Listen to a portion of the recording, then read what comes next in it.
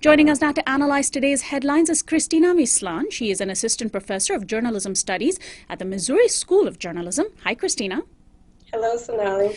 Well, the Wall Street Journal has just reported that the Justice Department has been carrying out a secret program to listen in on phone conversations using aircraft equipped with data collection devices that mimic cell phone towers. According to the Journal, the program amounts to, quote, a high-tech hunt for criminal suspects that is snagging a large number of innocent Americans. The program is carried out from at least 5 major airports and covers the majority of the U.S. population.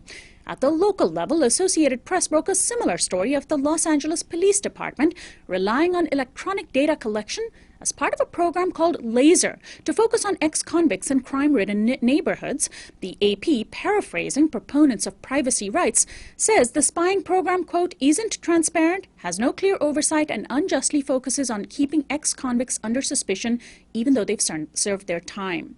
Now, Cristina, both these programs, national and local, seem to be premised on the idea that you're guilty before being proven innocent. Are you shocked by these revelations? I am not at all shocked, nor should any of us be shocked. What we're seeing here is starting to see something that the U.S. has long accused other countries of practicing, really is a police state. These two incidents are just more evidence for really showing how surveillance and these issues of being guilty before proven innocent are really becoming part of our everyday lives in both global and national context. Only this time, it's not some other axis of evil. It's actually that the U.S. would like to demonize. It's actually the United States itself. So I think there should come a point where the public should ask, when will we stop allowing national security arguments to not only encroach upon our privacy, if we think we have privacy in the first place, but really our human rights. And we can bring this to issues of mass incarceration, and that is happening there as well, especially in LA, where you have this issue of criminals, or so-called criminals, people we would like to deem as criminals, always being under surveillance. So that's an issue that we have to consider as well. And following up on his relatively bold climate deal with China, President Obama this morning announced at the G20 meeting that the U.S. will pledge between $2.5 to $3 billion to the Green Climate Fund. The fund is a crucial negotiating point at international climate talks and is aimed at enabling poor countries to transition to cleaner energy sources. The release of the funds still depends on congressional authorization, which of course may be a tough path forward. Still, in simply announcing the pledge, Obama has prompted other wealthy nations to offer similar pledges, and these pledges could kickstart climate talks that are expected to take place later this month in Lima, Peru, and a major climate conference that is to take place in Paris in 2015. Well, Cristina, do you think that with these pledges of funding, we may finally see real action taking place at these upcoming climate talks?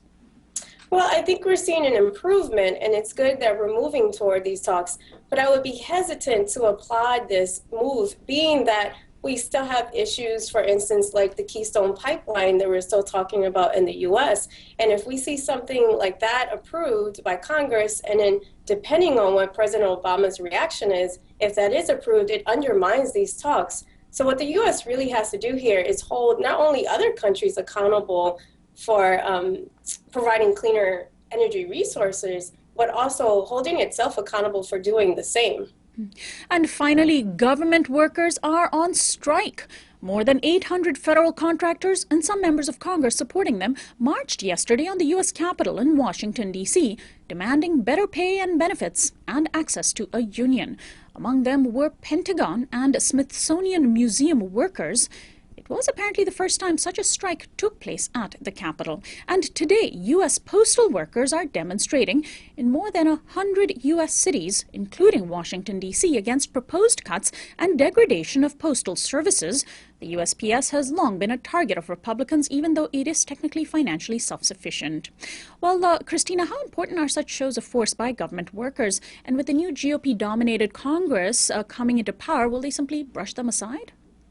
Well, the strikes themselves are definitely important for showing the public's concerns over issues such as unionization and living wages. They also continue an important conversation that was sparked not too long ago by the Occupy movement. So conversations about economic equality are extremely important to have. But I would say it would be no surprise if Congress in January pushes them aside. And I don't think it's just a Republican-dominated Congress. I think in the past we've seen Congress in general and Washington in general really concerned over its own interest. And so there have been issues where the public has supported or hasn't supported a specific policy, but Washington moves to its own accord and to its own interest, and they push those that public support or non-support aside all the time. And that's both on the Republican and Democrat side.